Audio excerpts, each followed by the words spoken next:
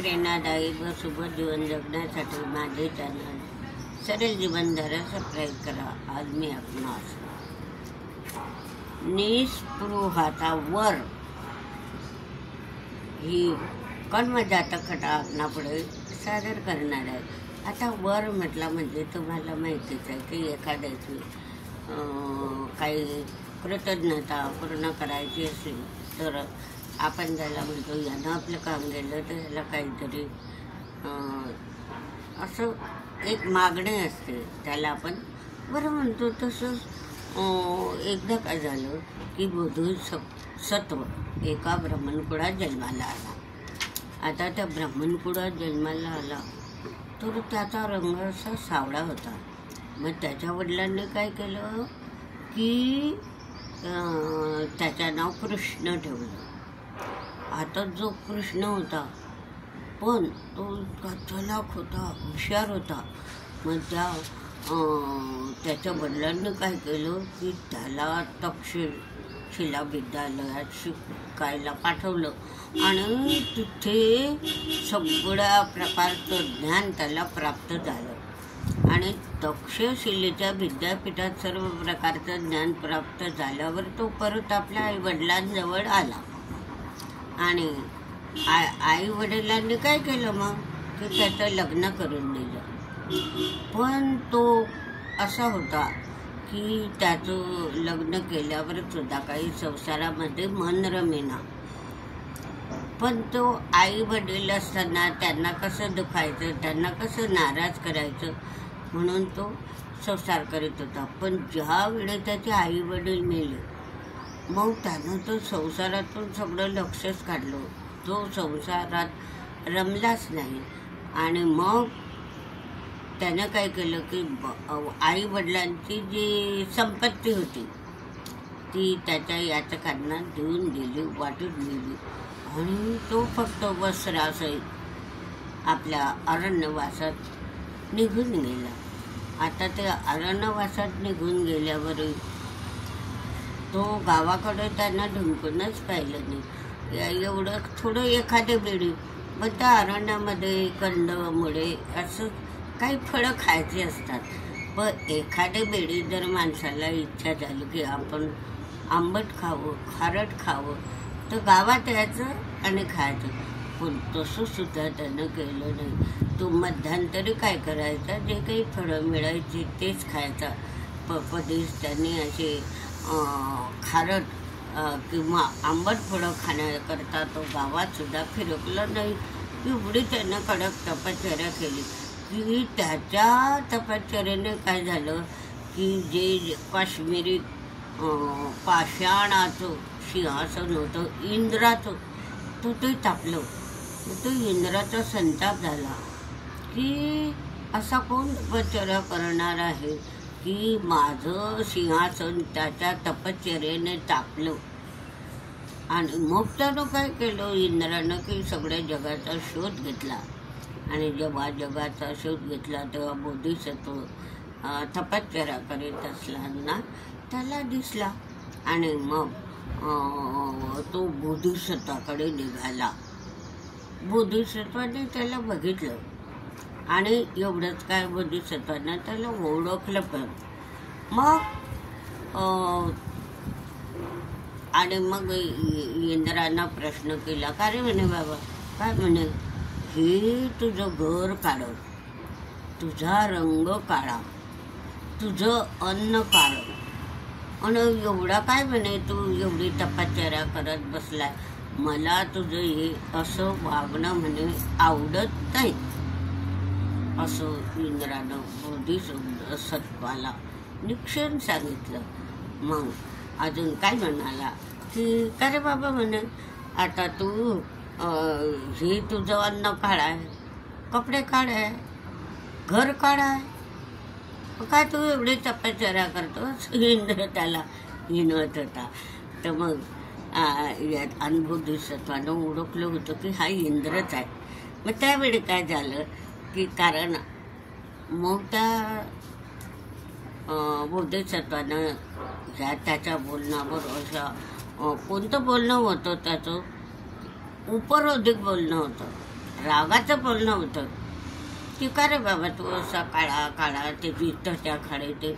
मग त्यानं बोधिसत्वाने इंद्राला उत्तर दिलं, बाबा रे म्हणे माझी त्वचा काळी आहे पण माझं अंतःकरण काळं नाही. माझं काम माझं असं कार्य आहे की मी काही पाप केलं नाही किंवा मी असं सत्यानं वागतो की मी कोणाचे पापाचं खातसुद्धा नाही आणि पापकर्म करत नाही आणि माझं अंतःकरण असं काळं नाही आहे, शुद्ध आहे. तर मला माझ्या त्वचेवर जाऊ नका की हा काळा आहे म्हणून. तर त्या बुद्धाचं ते बोधिसत्वाचं ते भाषण ऐकून आणि मग तो इंद्र संतोषला, त्याला आनंद झाला की छान सांगितलं त्यानं. मग म्हणे बरोबर आहे म्हणे, मी आता तुझ्या याच्यावर खूप प्रसन्न झालो आहे. तू जे मला संभाषण दिलं तर इंद्र म्हणाला मी तुझ्या याच्यावर खूप प्रसन्न झालो आहे म्हणे. बरं म्हणे. मग म्हणे अजून काही वर पाहिजे का? हो म्हणे अजून वर पाहिजे. तर काय आहे म्हणे, क्रोध आहे, द्वेष आहे, लोभ आहे, स्नेह आहे, ही सुद्धा मला नको पाहिजे आहे, हे सुद्धा मला काढून टाकायचे आहे. तर मग इंद्र म्हणाला का रे बाबा क्रोधानं काय केलं? मग म्हणे आपल्याला राग आला, ही अग्नी आहे, ही अग्नी पेटते.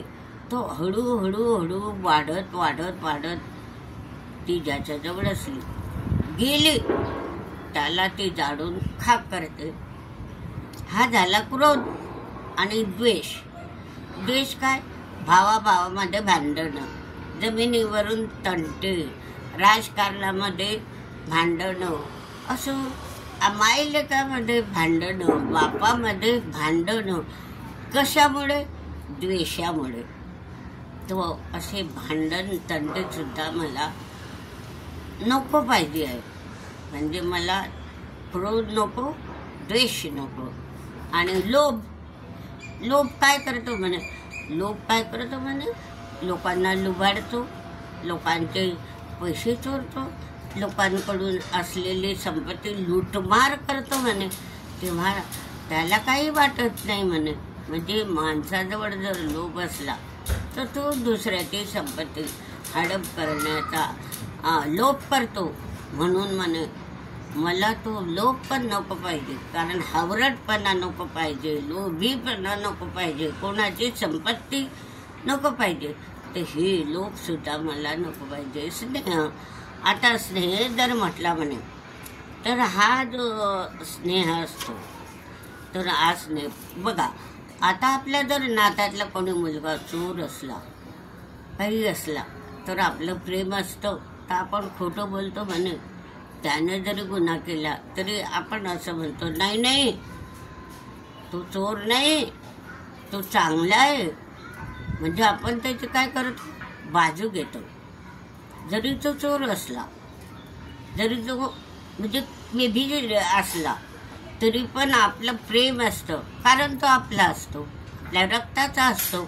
म्हणून आपण त्याने जरी खोड्या केल्या तर त्याची बाजू घेऊन किंवा त्याच्यावर असलेल्या प्रेमामुळे आपण सुद्धा खोटं बोलतो. म्हणून मला प्रेमही नको पाहिजे. तर त्या बोधिसत्वाचं बोलणं ऐकून इंद्र खूप आनंदित झाला, खूप संतोषला, खूप खूप त्याची वाह करायला लागला. आणि परत काय म्हणाला म्हणे अजून काही वर असेल तर माग ना म्हणे, अजून मला काही वर माग, हे तर तुला देतोच आहे म्हणे. इंद्र म्हणाला हे तर देतोच आहे, अजून तुला काही मागायचं असेल तर माग. तर मग बोधिसत्व काय म्हणाला की मला काही नको पाहिजे. आता मी अरण्यात राहतो तर मला आरोग्य आणि सुख पाहिजे. शेवटचा वर त्याने इंद्राला हा मागितला बोधिसत्वाने, मला असं काहीच नको पाहिजे. आता मी जो अरण्यामध्ये निवास केलेला आहे आणि एकटा तपश्चर्येला बसलेला, तर मला फक्त आरोग्य आणि आनंद सुख पाहिजे एवढंच त्यानं वर मागितला.